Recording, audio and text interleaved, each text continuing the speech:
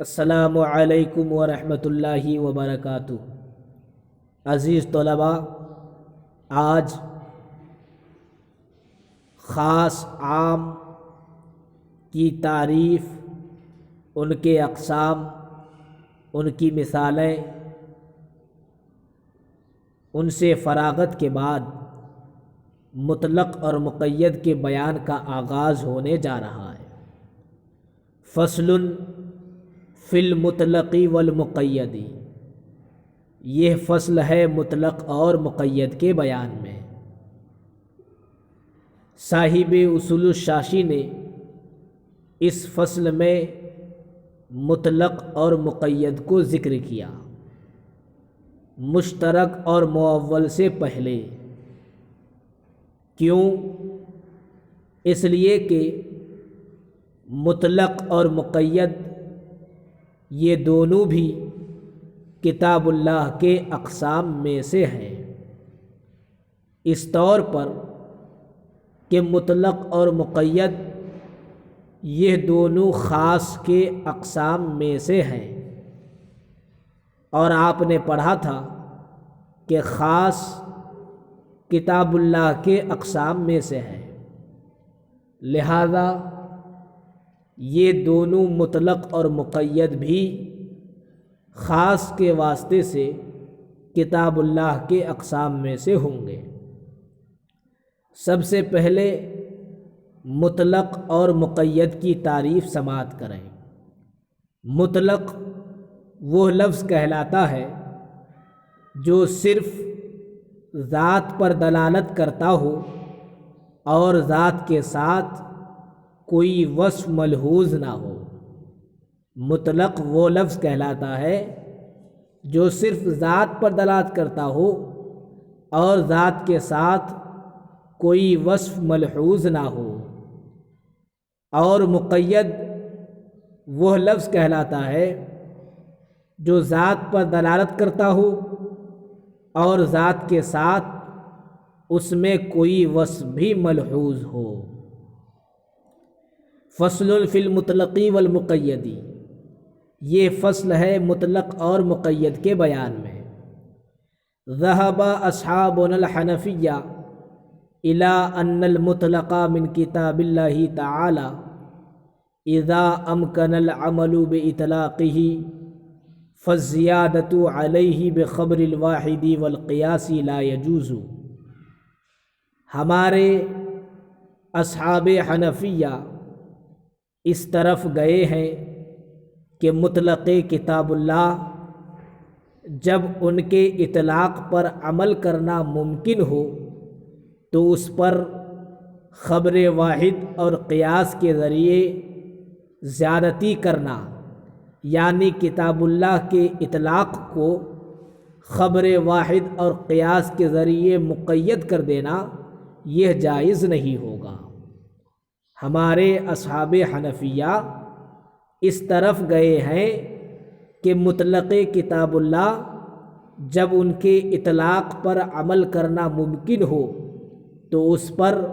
خبر واحد اور قیاس کے ذریعے زیادتی کرنا جائز نہیں ہوگا، اس لیے کہ اگر خبر واحد اور قیاس کے ذریعے مطلق کے اطلاق کو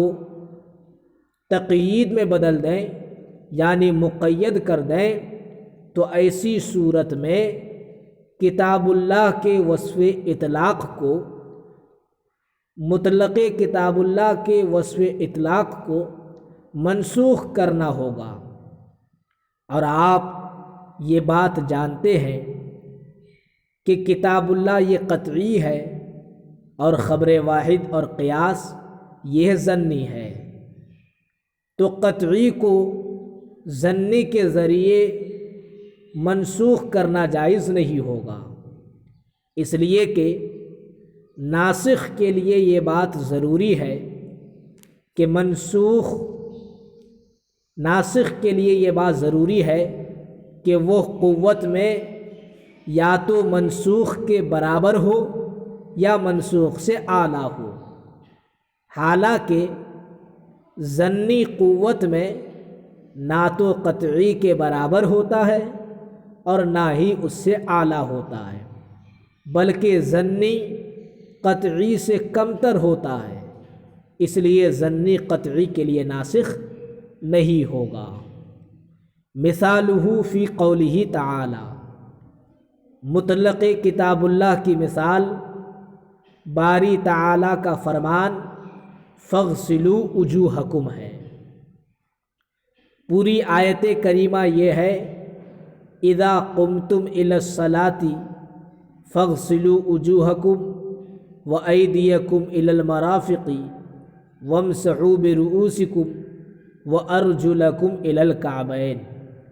یعنی جب تم نماز کا ارادہ کرو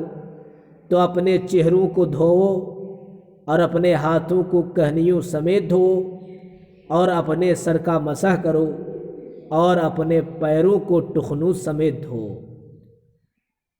یہ آیت کریمہ مطلق ہے۔ فالمامور بہ هو الغسل علی الاطلاق اے فی الآیتی، تو آیت کریمہ میں جس چیز کا حکم دیا گیا ہے وہ مطلقاً غسل ہے، یعنی اس میں کسی چیز کی قید نہیں لگائی گئی کہ وضو میں نیت شرط ہوگی، ترتیب شرط ہوگی، ولا شرط ہوگی، بسم اللہ پڑھنا شرط ہو، اس کی کوئی قید نہیں ہے، بلکہ مطلقاً آیت کریمہ میں غسل کا حکم دیا گیا ہے۔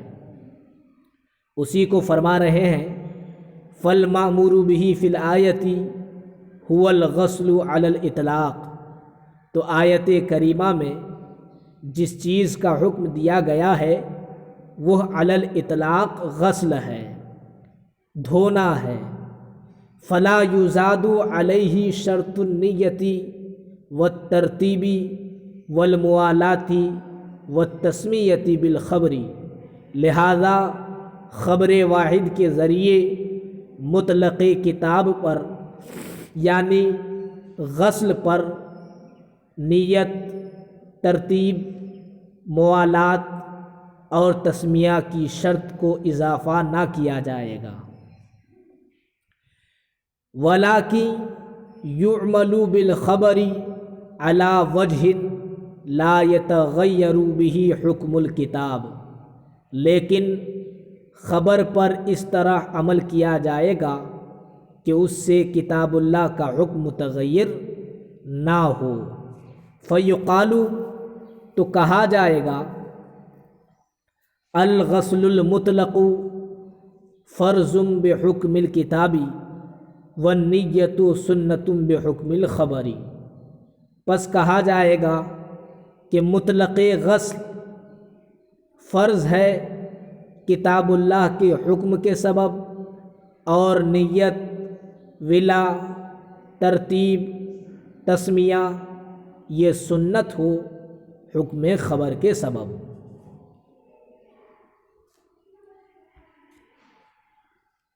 ایک لفظ آیا مامور بہ وہ غسل ہے، حاشیہ نمبر 3۔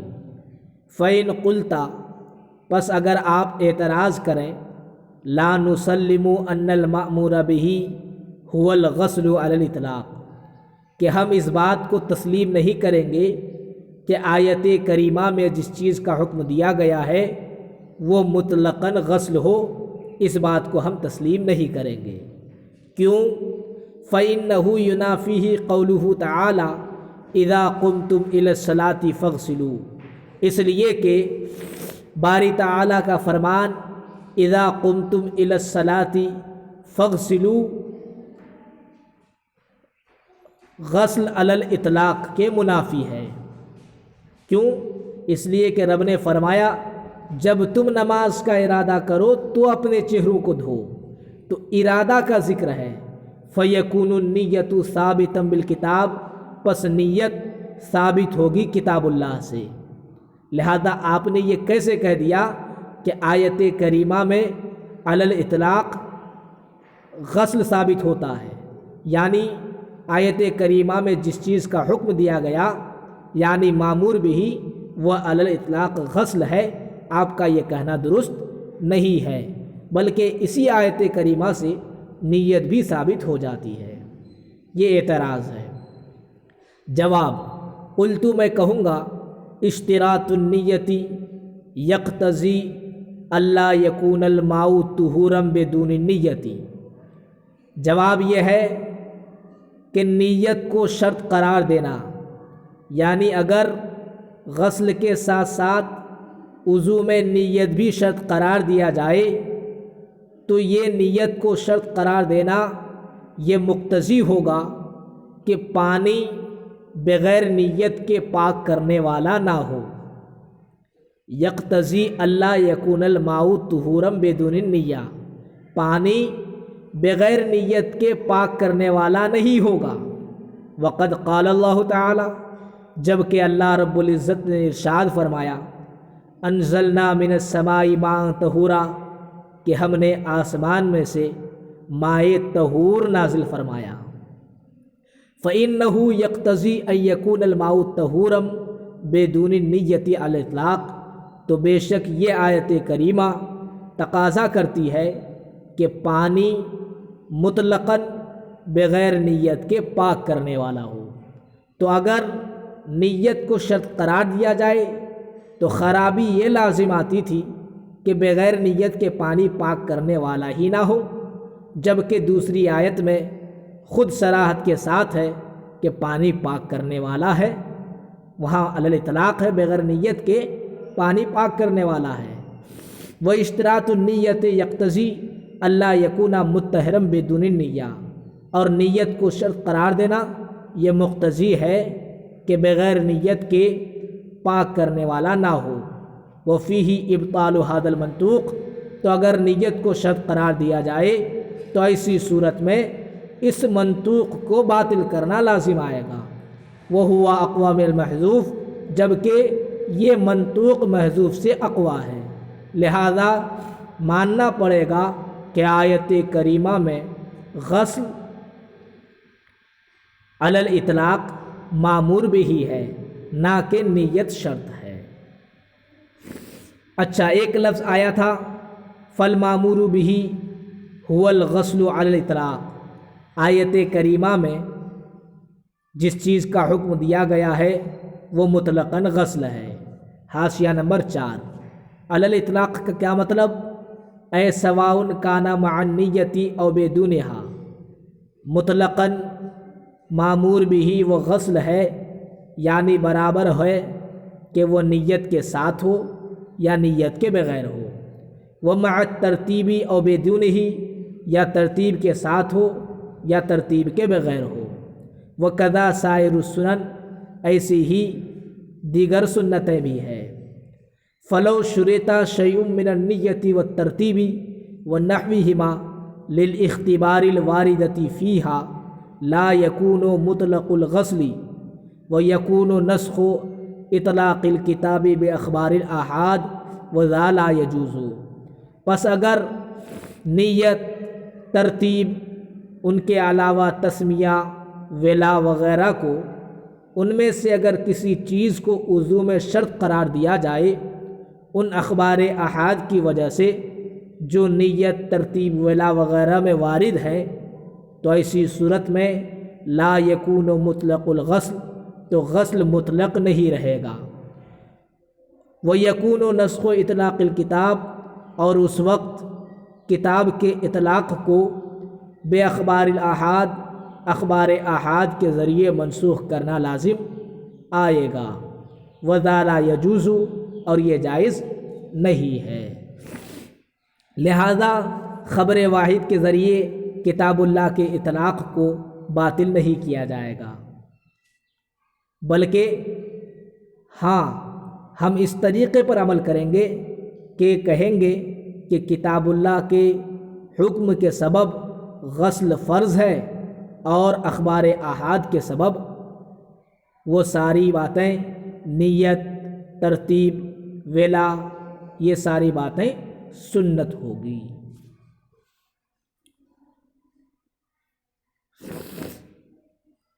اچھا، یہی رہ کے بتا دوں، امام مالک رحمۃ اللہ علیہ وضو میں ولا کو شرط قرار دیتے ہیں۔ دلیل یہ دیتے ہیں کہ سرکار علیہ الصلاۃ والتسلیم نے ولا پر مداومت و مواظبت فرمائی، اس لیے ولا شرط ہے۔ تو ہماری طرف سے جواب یہ ہے کہ کوئی ضروری نہیں کہ سرکار علیہ الصلاۃ والتسلیم اگر کسی چیز پر مداومت فرمائے تو وہ شرط ہو جائے، واجب ہو جائے، اس لیے کہ سرکار علیہ الصلاۃ والتسلیم نے اعتکاف پر مداومت فرمائی، لیکن پھر بھی اعتکاف سنت مؤکدہ ہے، لہذا یہاں بھی وہ ولا سنت ہوگی، واجب اور شرط نہیں ہوگی۔ اصحاب ظواہر کہتے ہیں کہ وضو شروع کرتے وقت تسمیہ پڑھنا فرض ہے۔ دلیل میں حدیث پاک ذکر کرتے ہیں لا وضوء لمن لم یسمى، یعنی بغیر تسمیہ کے وضو نہیں ہوگا، بغیر تسمیہ کے وضو نہیں ہوگا۔ تو ہم احناف اس کا جواب دیتے ہیں کہ حدیث میں صحت وضو کی نفی نہیں کی گئی ہے، یعنی یہ نہیں کہا گیا ہے کہ بغیر بسم اللہ کے وضو صحیح ہی نہیں ہوگا، بلکہ حدیث میں جو نفی ہے وہ کمال وضو کی نفی کی گئی ہے، یعنی بغیر تسمیہ کے وضو ایسا کامل نہیں ہوگا کہ جس پر ثواب مرتب ہو۔ امام شافعی رحمۃ اللہ علیہ وضو میں ترتیب اور نیت کو فرض قرار دیتے ہیں، چنانچہ وہ فرماتے ہیں کہ حدیث میں ہے لا يقبل اللہ صلاة امرئ حتى يزع الطہور فی مواضعہ فیغسل وجہہ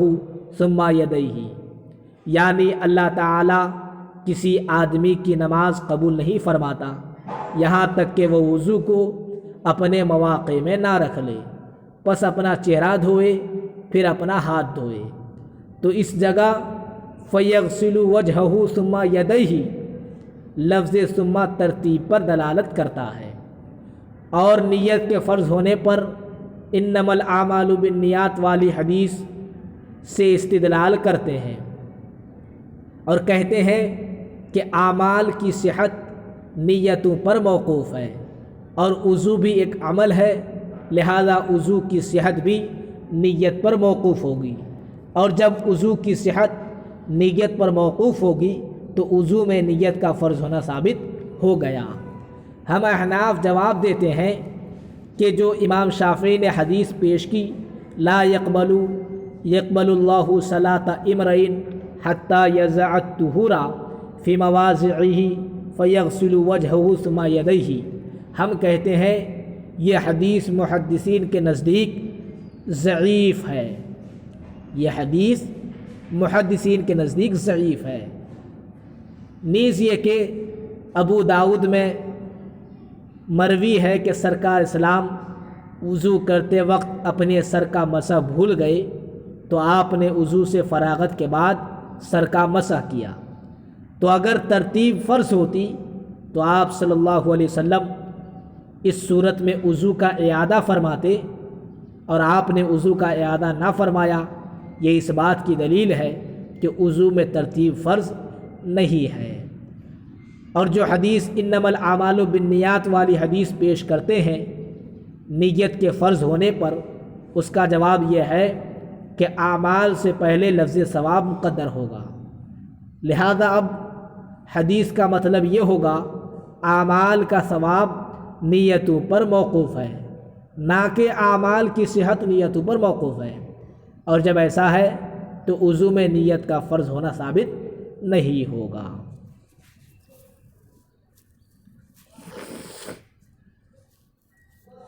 ایک اور مثال پڑھیں، وَكَذَلِكَ قُلْنَا فِي قَوْلِهِ تَعَالَى، اور ایسے ہی ہم کہیں گے باری تعالیٰ کا فرمان الزانیۃ والزانی فاجلدوا کل واحد منہما مئۃ جلدہ میں، کس طرح؟ کذالک میں حاشیہ نمبر 1 کے تحت اے مثل ما اجرین الغسل والمسح علی اطلاقها وَتَرَكْنَا الْخَبْرَ بِمُقَابَلَةِ مُطْلَقِ الْكِتَابِ قُلْنَا فِي قَوْلِهِ تَعَالَى الزَّانِيَةُ وَالزَّانِي، یعنی اسی طرح جو ہم نے غسل اور مسح کو ان کے اطلاق پر جاری کیا اور خبر واحد کو مطلق کتاب کے مقابلے میں ترک کر دیا، اسی طرح ہم آیت کریمہ الزانیۃ والزانی میں بھی کہیں گے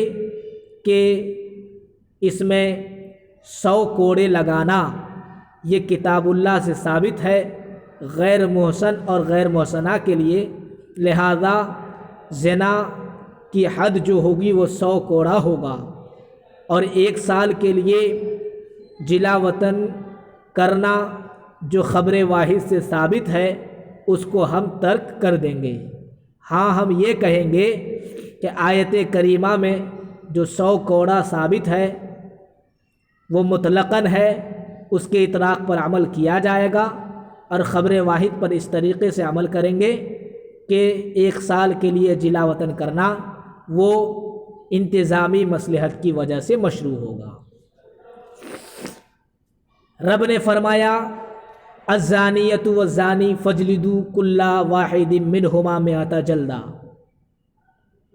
زانیہ عورت اور زانی مرد جب زنا کرے تو تم ان میں سے ہر ایک کو 100 کوڑے مارو۔ الزانیہ کے تحت حاشیہ نمبر 2 ملاحظہ کریں، اللام للعہدی، الزانیہ اور والزانی میں لام عہد کے لیے ہے، یعنی غیر المحسنتی و غیر المحسن، زانیہ اور زانی سے مراد غیر شادی شدہ عورت اور غیر شادی شدہ مرد ہے۔ لِأَنَّ حُكْمَهَا ثَابِتٌ بِقَوْلِهِ تَعَالَى، اس لیے کہ محسن اور محسنہ کا حکم، شادی شدہ والے کا حکم یہ ثابت ہے اللہ رب العزت کے اس فرمان سے، الشیخ والشیخۃ اذا زنیا فرجموہما نکالا من اللہ، کہ بوڑھا بوڑھی جب زنا کرے تو ان کو رجم کرو، اللہ کی طرف سے یہ سزا ہے۔ اویل حدیث یا حدیث سے ثابت ہے، جیسا کہ حدیث پاک میں ہے کہ ماعز نے زنا کیا تو اس کو رجم کرایا گیا، ان کو رجم کیا گیا۔ اویل اجماع یا اجماع سے ثابت ہے۔ تو گویا کہ زانیہ اور زانی سے مراد آیت کریمہ میں غیر شادی شدہ کا حکم ہے کہ اگر غیر شادی شدہ مرد غیر شادی شدہ عورت سے زنا کرے تو اس کی حد 100 کوڑا ہے۔ اب زانیہ کو زانی پر کیوں مقدم کیا اس آیت کریمہ میں، اور سارق والی آیت میں جہاں حکم دیا گیا فَاقْطَعُوا أَيْدِيَهُمَا جَزَاءً بِمَا كَسَبَا، پھر وہاں لفظ سارق کو سارقہ پر کیوں مقدم کیا، اس پر روشنی ڈال رہے ہیں۔ وَإِنَّمَا قَدَّمَ الزَّانِيَةَ عَلَى الزَّانِي، اور لفظ زانیہ کو زانی پر مقدم کیا، لِأَنَّ الزِّنَا يَنبَعِثُ مِنَ الشَّهْوَةِ، اس لیے کہ زنا شہوت کا داعیہ ہوتا ہے، زنا داعیہ ہوتا ہے شہوت کا، وَهِيَ فِي النِّسَاءِ أَوْفَرُ، اور وہ عورتوں میں زیادہ پایا جاتا ہے۔ وَقَدَّمَ السَّارِقَ عَلَى السَّارِقَةِ، اور لفظ سارق کو سارقہ پر مقدم کیا، لِأَنَّ السَّرْقَةَ مِنَ الْجُرْأَةِ، اس لیے کہ چوری جرأت و ہمت سے ہوتی ہے، وَهِيَ فِي الرِّجَالِ أَكْثَرُ، اور جرأت و ہمت مردوں میں زیادہ ہوتا ہے، اس لیے آیت کریمہ میں السارق کو مقدم کیا السارقہ پر، اور زنا میں چونکہ شہوت عورتوں میں زیادہ ہوتا ہے اس لیے زانیہ کو مقدم کیا زنا پر۔